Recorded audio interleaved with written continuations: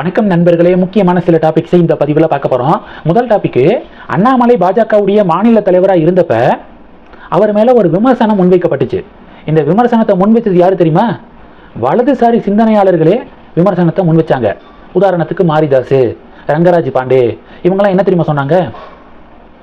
Booth லெவலில் பாஜக strong ஆகலை, திராவிட கட்சிகளுக்கு இணையாக பூத் கமிட்டி ஸ்ட்ராங் ஆகணும் பிஜேபிக்கு. ஆனால் அண்ணாமலை மாநில தலைவராக இருக்கக்கூடிய இந்த பீரியட்ல பூத் ஸ்ட்ராங்கான மாதிரி தெரியல அப்படின்னு சொல்லிட்டு ஒரு விமர்சனத்தை தொடர்ந்து முன் வச்சுக்கிட்டே இருந்தாங்க. என்னமோ அண்ணாமலைக்கு முன்னாடி தமிழக பாஜகவில் பூத் கமிட்டி ரொம்ப ஸ்ட்ராங்காக இருந்த மாதிரியும், அண்ணாமலை வந்து தான் அதை பலவீனமாக்கின மாதிரியும் ஒரு நரேட்டிவை செட் பண்ணாங்க.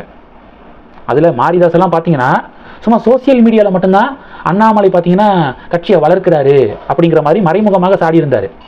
ஆனால் இன்னைக்கு என்ன தெரியுமா, ஒரு பட்டியல் வெளிவந்திருக்கு.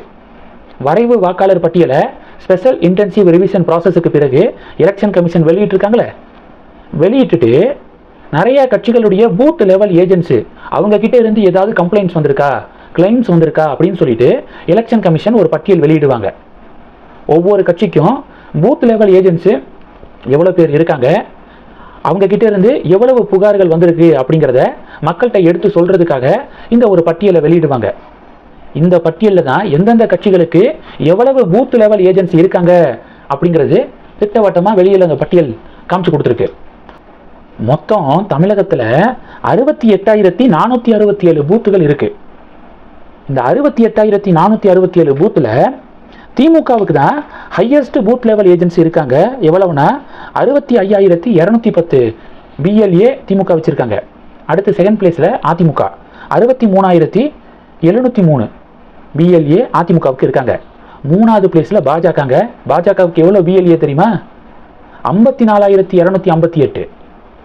பிஜேபிக்கு பூத்தே இல்லை, பூத் கமிட்டியே இல்லை அப்படின்னு சொல்லிட்டு அண்ணாமலை மாநில தலைவராக இருந்தப்ப கொந்தளிச்சவங்கலாம் இப்போ எங்கே போனீங்க? பிஜேபி தான் தேர்டு பொசிஷன். தமிழகத்தில் அதிக பிஎல்ஏ இருக்கக்கூடிய பொலிட்டிக்கல் பார்ட்டியாக பிஜேபி தான் இருக்கு. அதுவும் திராவிட கட்சிகளுக்கு ஏறத்தாழ இணையாக பிஎல்ஏ வச்சிருக்காங்க. 54,258 பிஎல்ஏ. அண்ணாமலையுடைய பீரியட்ல ஐநார் நாகேந்திரன் அவர்கள் மாநில தலைவராகி 7 மாதம் தானே ஆகுது. அண்ணாமலை தானே 4 வருடங்கள் இருந்தார். அப்போ இந்த நம்பர்ஸில் அண்ணாமலைக்கு பங்கு இல்லைன்னு சொல்ல வரீங்களா?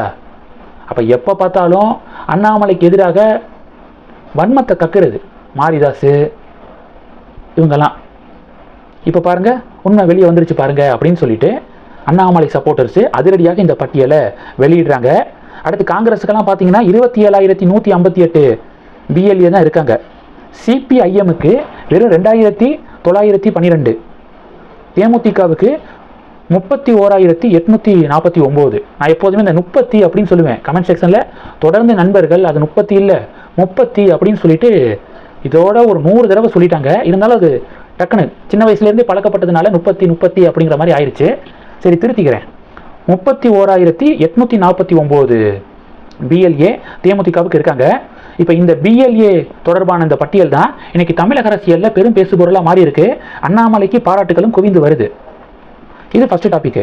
ரெண்டாவது டாபிக் என்ன பார்க்க போறோம்னா, பங்களாதேஷில் உஸ்மான் ஹாடி அப்படிங்கிற ஒரு மாணவர் அமைப்புடைய ஹெட்டு போட்டு தள்ளப்பட்டான், மர்ம நபர்களால் போட்டு தள்ளப்பட்டான்.